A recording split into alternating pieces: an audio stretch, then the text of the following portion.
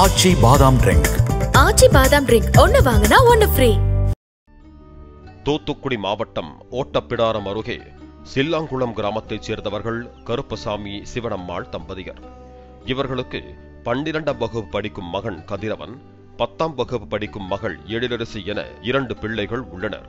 சிறுநீரக பிரச்சினை காரணமாக சிகிச்சை பெற்று வந்த கருப்பசாமி சிகிச்சை பலனளிக்காமல் பரிதாபமாக உயிரிழந்தார்.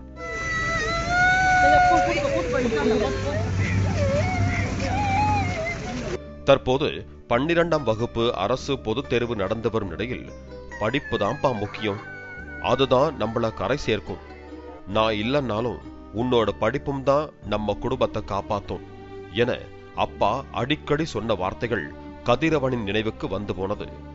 அப்பா இறந்த சோகத்திலும் கதிரவன் ஆங்கில பொதுத் தேர்வு எழுத சென்றார்.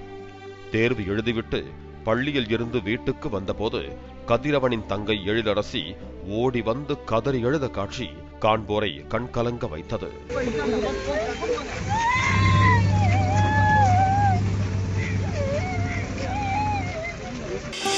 ஆச்சி பாதாம் ட்ரிங்க்.